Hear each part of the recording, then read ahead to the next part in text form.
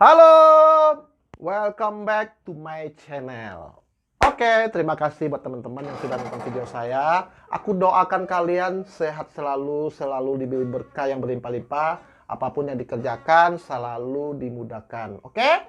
Jadi di sini aku mau bahas tentang YouTuber pemula. Seperti saya juga pemula. Cuman bedanya aku nggak prioritas bikin YouTube. Pekerjaan saya bukan di YouTube. Saya sebagai wira swasta, saya punya pekerjaan lain kok. Saya nge-YouTube ini hanya sebagai hobi aja. Daripada aku gabut gak ngapa-ngapain, ya udah aku bikin video, aku upload ke dalam. Oke? Di sini aku mau cerita tentang sedikit buat teman-teman. Aku lihat di sebuah komunitas di platform F, ya. Mereka ada komunitas ada grupnya lah, ada grupnya di situ. Aku lihat banyak orang. Teman saya juga pernah ngelakukan itu. Nah, sini aku mau cerita. Ini cerita tentang pengalaman teman saya. Buat teman-teman, jangan pernah mau tukar sub atau nonton 3 menit atau lebih. Misalnya, ayo bro, kita tukaran sub. Nanti kamu nonton saya 3 menit, saya nonton kamu 3 menit.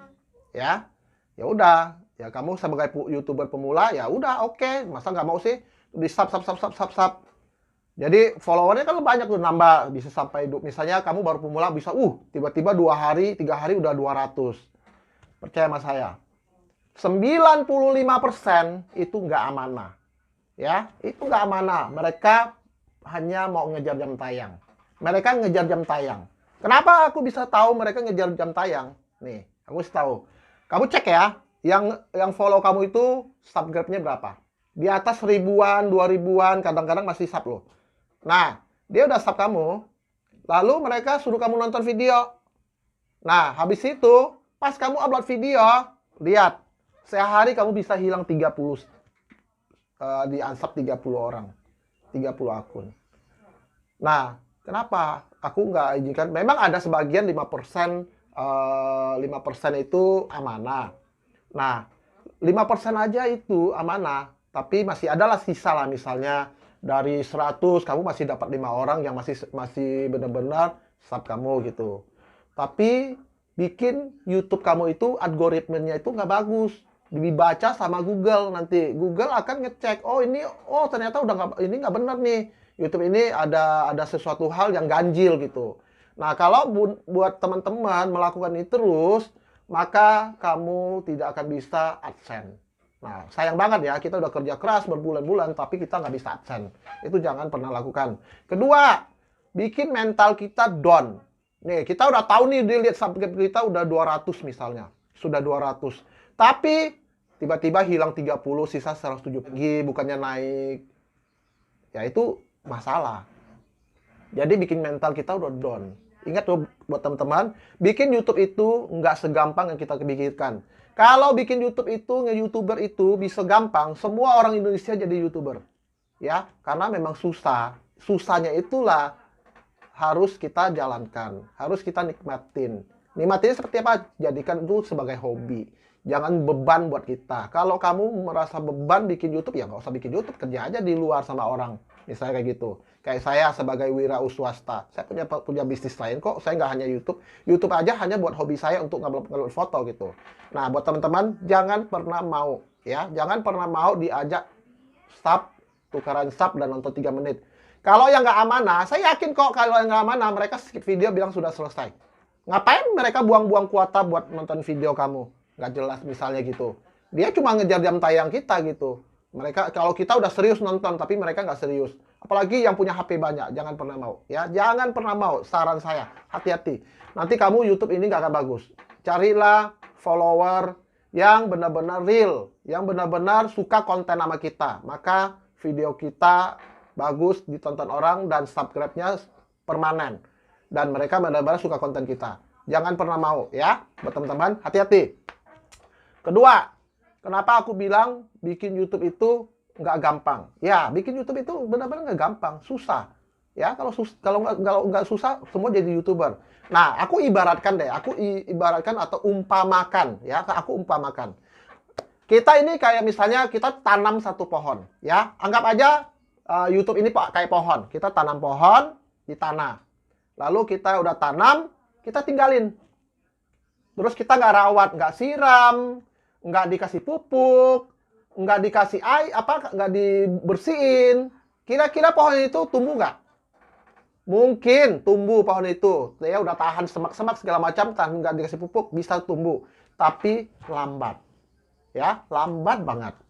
Nah, bagaimana pohon yang kita tanam, lalu kita siram air setiap hari, lalu kita rawat, kasih pupuk segala macam hal, lalu kita bersih-bersihin dia punya rumput.